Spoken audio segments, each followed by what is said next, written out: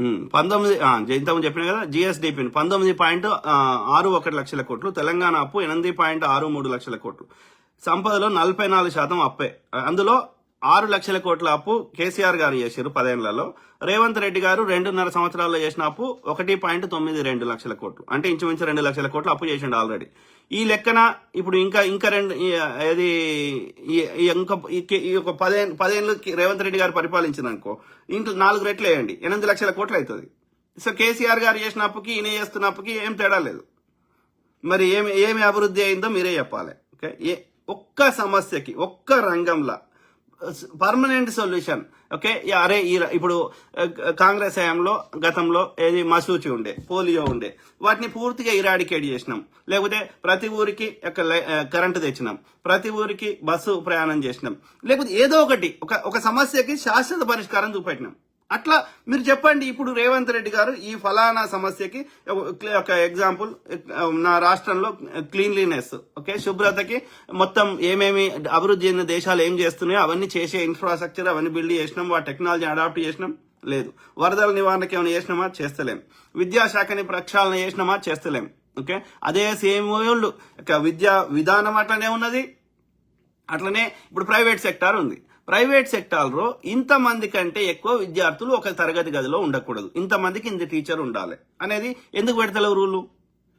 Private సెక్టార్లో కూడా కంపల్సరీగా ఒక టీచర్గా పనిచేయాలంటే ఒక హై స్కూల్, ప్రైమరీ స్కూల్ అయితే టీచర్ ఒక టీటీసీ లాంటిది టీచర్ ట్రైనింగ్ కోర్సు కంపల్సరీ చేయాల్సిందే. అదే ఒక మిడిల్ స్కూల్ కానీ హై స్కూల్ కానీ అంతకంటే ఎక్కువ అయితే కంపల్సరీగా బీఈడీలు ఎంఈడీలు చేయాల్సిందే. గ్రాడ్యుయేట్ ఆ యొక్క ఎడ్యుకేషన్ డిపార్ట్మెంట్ సంబంధించిన ఎడ్యుకేషన్ రిలేటెడ్ కోర్సులు చేయకుండా వాళ్ళని హైర్ చేసుకోకూడదు ప్రైవేట్లో. మరి దానికి సంబంధించి చట్టం ఎందుకు దేవు? కానీ ప్రైవేట్ స్కూల్లో కూడా కనీసం టీచర్కి తక్కువలో 30-40 వేల జీతం లేకుండా వాళ్ళకి మినిమం శాలరీ మెయింటైన్ చేయాలి. ఇవన్నీ రూల్స్ ఎందుకు దేవు? విద్యా విధానాన్ని ప్రక్షాళన ఎందుకు చేయడు?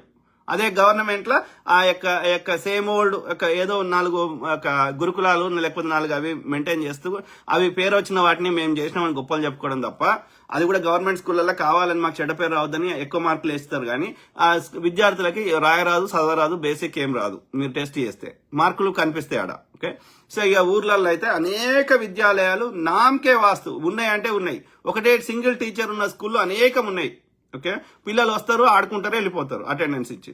ఆ పరిస్థితిలో ఉన్న స్కూల్లో అనేకం బేసిక్ ఇన్ఫ్రాస్ట్రక్చర్ లేకుండా, మరుగుదొడ్లు సరిగ్గా లేకుండా, ఆడపిల్లలకి ఇక ఇబ్బందికరంగా, అవి ఎందుకు ఈ పైసలు ఈ టీచర్లకు ఎందుకు వేస్ట్ చేస్తున్నావు? ఆ ఇన్ఫ్రాస్ట్రక్చర్ సరిగ్గా లేకుండా ఎందుకు వేస్ట్ చేస్తున్నావు? బెస్ట్ క్వాలిటీ ఉన్న స్కూళ్ళని మండల కేంద్రంలో పెట్టు, ఊరికి బస్సు పెట్టు, అలా ఛార్జ్ చేయి. పేదవానికి తప్ప మిగతా పేదవానికి కూడా 5-10% నొప్పి తెలవాలి, ఆ ఇంపార్టెన్స్ తెలవాలి. పేదవానికి కూడా 5-10% ఛార్జ్ చేయి. 90% వానికి రీఎంబర్స్ చేసినా కానీ తగ్గించినా కానీ. మిగతా వాళ్ళకి రెగ్యులర్ ఛార్జ్ చేయి. ఇప్పుడు ఐఐటీలో ఛార్జ్ చేయరా? ఉస్మాన్ యూనివర్సిటీలో ఛార్జ్ చేయరా? జేఎన్టీలో ఛార్జ్ చేయరా అందరికీ?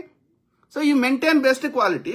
ప్రజల ఇష్టం, ప్రైవేట్లో పోతారా పబ్లిక్లో పోతారా, వాడు ఏ స్కూల్ కన్నా పోని, పేదవానికి రీఎంబర్స్ చేయి. పేదవానికి మధ్యతరగతికి 50%, పేదవానికి 90%, ధనవంతుడికి ఫుల్ ఛార్జ్ చేయి. వాటిని ఇప్పుడు విద్యా సంస్థలో మనకు పోయే ఇన్ని పైసలు పోతున్నా మళ్ళీ ఏమన్నా లాభం వస్తుందా? ఏమీ లేదు, సున్నా. అట్లీస్ట్ దాని ఖర్చులన్నా దానికి మెయింటైన్ అయ్యేటట్టు చేయి. క్వాలిటీతో పాటు చెయ్యం. వైద్య రంగం సేమ్ స్టోరీ. ఓకే, ఎక్విప్మెంట్ కొంటాము, జీతాలు ఇస్తాము ప్రభుత్వ ఉద్యోగులకి, వైద్య శాఖలో ఉన్న వాళ్ళకి. కానీ ఆడపోతే ఎవడు దిక్కు దివానం లేని వాళ్ళు, ఇక సాగుకు దగ్గర ఉన్న, ఇక వేరే ఆప్షన్ లేని వాళ్ళు, ఆ ప్రైవేట్లో ₹1 కూడా ఖర్చు పెట్టుకోలేని వాళ్ళే పోతారు తప్ప, ఏమాత్రం అవకాశం ఉన్నా వాళ్ళు ప్రైవేట్కే పోతారు. ఆ స్థితి ఎందుకు వస్తున్నది? క్వాలిటీ మెయింటైన్ చేయి, ఛార్జ్ చేయి. 100 క్వాలిటీ లేని మెయింటైన్ చేసే బదులు ఒక 10 క్వాలిటీ మెయింటైన్ చేయి. ఆ పనికిరాని చెత్త చేయి, ఖర్చు తగ్గుతుంది.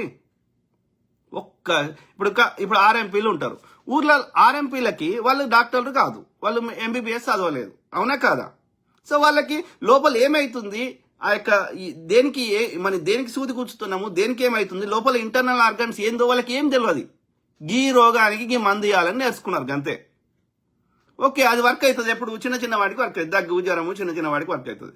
పెద్దవి కావాలంటే టెస్టులు చేయాలి, లోపల ఏమవుతుందో కనుక్కోవాలి, దానికి తగ్గట్టుగా. వాళ్ళు చదవలేదు. వాళ్ళు ఎంబీబీఎస్ చదవాలంటే, బేసిక్ ఎంబీబీఎస్ చదవాలంటేనే 7-8 ఏళ్ళు కష్టపడాలి మినిమం, అవునా కదా? ఇక అలా కాకుండా ఇంకా స్పెషలైజేషన్ పోతే 10-12 ఏళ్ళు వాళ్ళు చదవాలి. వాళ్ళు బయోకెమిస్ట్రీ యొక్క అనాటమీ ఫిజియాలజీ మొదలు పెడితే ఇక అడ్వాన్స్ స్టేజ్ లో చదవాలి. ఒక బొక్కకే 100 రకాల పేర్లు ఉంటాయి దాని మీద, చిన్న చిన్న గ్రూవులతో సహా. ఏ ఆర్ఎంపీ డాక్టర్ తెలుసు?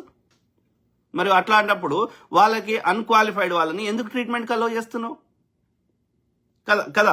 వాళ్ళని కేవలం ఫస్ట్ ఎయిడ్ ప్రాథమిక చికిత్స కోసం, లేకపోతే ఇప్పుడు నర్సులు ఉంటారు, నర్సులను కూడా ప్రాక్టీస్, వాళ్ళు ఎంతో కొంత మెడిసిన్ చదువుకున్నారు నర్సు చేసిన వాళ్ళు కూడా. ఓకే, వాళ్ళు బేసిక్ ఐడియా ఉంటుంది బాడీలో ఏమైతుంది అనేది. కాబట్టి ఈ నర్సులని నర్సు ప్రాక్టీషనర్ గా వాళ్ళకు సర్టిఫికేషన్ ఇవ్వు.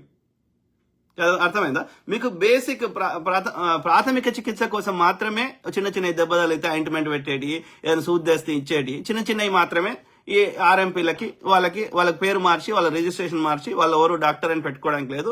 ఒక ప్రాథమిక చికిత్సకు మాత్రమే వాళ్ళని అలో చేసేటట్టుగా దాన్ని విద్యాశాఖ వైద్య శాఖని రూపాంతరం చెందించు.